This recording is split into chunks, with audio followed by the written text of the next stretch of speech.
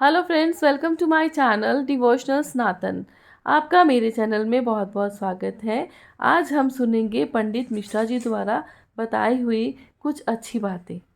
सूर्य को अर्घ देने गुरु जी पंचदेव पंचायत में सूर्य नारायण भगवान शंकर की पंचायत में हैं। सूर्य नारायण को हम फ्लैट में रहते हैं, हम फ्लैट के अंदर रहते हैं, तो हम फ्लैट में रहते हैं। हमारे यहाँ अगर छज्जा नहीं है, हमारे यहाँ जगह नहीं है, तो हम सूर्य को अर्घ कैसे दें? तो महाराज खिड़की तो होगी, अगर घर में फ्लैट में पानी ढुलेगा और आप लोग नहीं समेट सकते तो एक बाल्टी रख लो, एक पात्र रख लो, पर सूर्य नारायण भगवान को अर्घ देकर रोशनी शरीर पर पड़ना चाहिए। जिंदगी में कभी कोई बड़ी बीमारी नहीं आ सकती। कितने लोग देते हैं सूर्य को अर्घ? जरा हाथ उठाओ।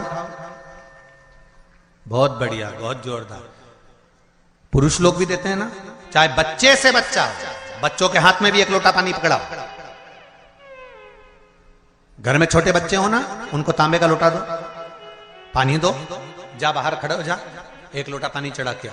पहले दिन आप स्वयं बच्चे के साथ बाहर खड़ी हो, ओटले पर, घर के बाहर खड़ी हो, छत पे खड़ी हो या घर के बाहर खड़ी हो, और बच्चे से कह लो चढ़ाओ बेटा, देखो ऐसा हाथ 8 इंच ऊपर करिए, तांबे का लोटा लेकर पानी धीरे धीरे डोलना है। जैसे वो स्लो मोशन के सीन नहीं होते नाटक में, ये एकदम धीरे धीरे धीरे, बस नहीं तो मालूम पड़े छोरा छोरी एक साथ उंडेल के अंदर नहीं। जल चढ़ाते समय उस पानी में से सूर्य की किरण पड़ना चाहिए, सूर्य की किरण। एक बात और कहना चाहूंगा, अगर आप लोग स्वीकार करेंगे तो, अगर कहीं आपको लगता हो कि बच्चा पढ़ने में कमजोर है, विद्या में कमजोर है, रिजल्ट अच्छा नहीं आ रहा, पढ़ने में कमजोर है, वो पढ़े, अपनी जगह पढ़े, वो कार्य करे, अपनी जगह करे, मेहनत करे, अपनी जगह करे। बच्चों को कह दो कि कुछ समय के लिए सूर्य को अर्घ देना चालू कर। सूर्य की किरण जहां पर ब्राह्मण या हिंदू धर्म का व्यक्ति मस्तक पर तिलक लगाता है, भुकुटियों के बीच में उस सूर्य की किरण इस भुकुटी के बीच पड़ना चाहिए, परंतु पानी कम से कम ना करते हुए स्लो मोशन में धीरे धीरे गिरना चाहिए, एकदम धीरे धीरे। तो यहां एक रेखा सूर्य की किरण से पड़ती है, तो सावधानी से सुनना। एक प्रश्न हमारे भीतर खड़ा होता है, जब हम सूर्य नारायण भगवान को अर्घ देते हैं, जल चढ़ाते हैं, तो वो जल पृथ्वी पर जब गिरता है तो उसके छींटे हमारे शरीर पर लगते हैं। क्या वो ठीक है? क्या वो श्रेष्ठ है?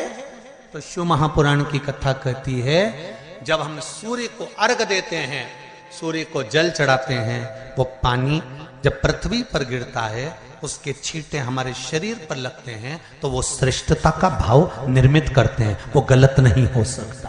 कारण अब वो भी समझ लीजिए।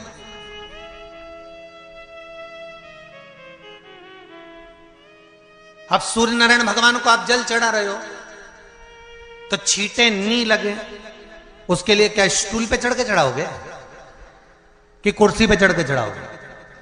अरे बोलो तो सही।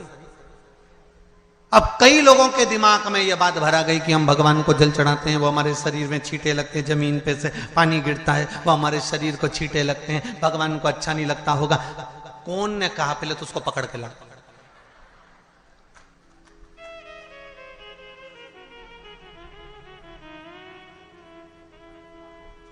क्योंकि मेरे राम जी महाराज, मेरे भगवान कृष्ण,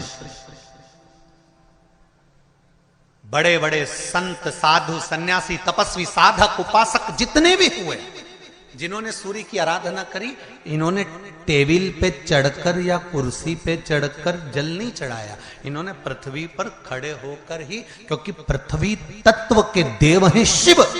जब हम मृत्यु लोक पर खड़े होकर, पृथ्वी पर खड़े होकर भगवान शंकर भाग पृथ्वी तत्व को धारण कर कर जल को हाथ में लेकर जब समर्पित करते हैं और जो जल नीचे गिरता है वो शरीर पर अगर लगता है तो हमको उसका आशीर्वाद ही प्राप्त होता है, दोष नहीं लगता।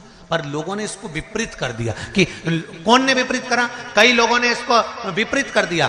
कौन ने विपरीत करा? तो जो दूसरे धर्म के लोग होते हैं, जिनको हिंदू धर्म से नफरत होती है और जो हिंदू धर्म की पूजन सेवा अर्चना को समाप्त करना चाहते हैं, वो धीरे धीरे धीरे धीरे कहने लगे कि सूर्य को जल चढ़ाओगे तो शरीर में लगेगा, शरीर में लगेगा तो दोष लगेगा। इसको कह कहकर घर घर में सूर्य को जल चढ़ाना लोगों ने बंद कर दिया कि आप जल चढ़ाएंगे तो दोष लगेगा, शरीर पे छींटा लगेगा, शरीर को ऐसा लगेगा। ये दोष नहीं है। कितनी सुंदर बात है महाराज। सूर्य नारायण भगवान को जब जल चढ़ाया जाता है, हाथ सिर से 8 इंच की दूरी पर होना चाहिए। जम के बोलिए, सिर से कितना ऊंचा होना चाहिए? 8 इंच ऊपर अपना हाथ होना चाहिए मस्तक से सूर्य को जल चढ़ाते समय। और ना चांदी का, ना स्टील का, ना लोहे का, ना प्लास्टिक का, ना कांच का, ना सोने का कोई बर्तन, ना कांसे का, ना एल्युमिनियम का, ना पीतल का, केवल एक पात्र होना चाहिए, वो है तांबे का। काय का पात्र होना चाहिए? तांबे का पात्र। और सूर्य नारायण भगवान को जब 8 इंच ऊपर तुम्हारा हस्त है और जब हम सूर्य को जल चढ़ा रहे हैं, कैसे जल चढ़ाना है वो भी समझ लीजिए।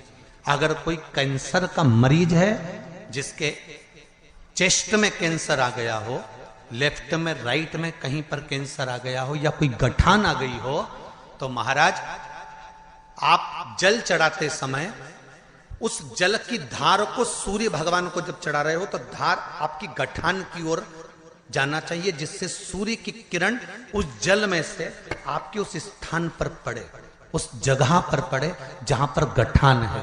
महाराज आप लगातार जल तो चढ़ाना चालू करो, अच्छे अच्छे डॉक्टर फेल हो जाएंगे और कह देंगे गठान ठीक हो गई। आपका लीवर और किडनी गड़बड़ कर रहा है, आप प्रतिदिन आपका स्वास्थ्य गड़बड़ रहता है, आप प्रतिदिन ये ज्योतिष शास्त्र के अंतर्गत, रत्न शास्त्र के अंतर्गत, ये रत्न शास्त्र, ज्योतिष शास्त्र, रंग शास्त्र जो हमारे यहाँ है, रंगों के हिसाब से ये जितने रत्न होते हैं, माणिक हुआ, सोन मोती हुआ, नीलम हुआ, मूंगा हुआ, पुखराज हुआ, ये क्यों कहते हैं ये पीला है, ये सफेद है, ये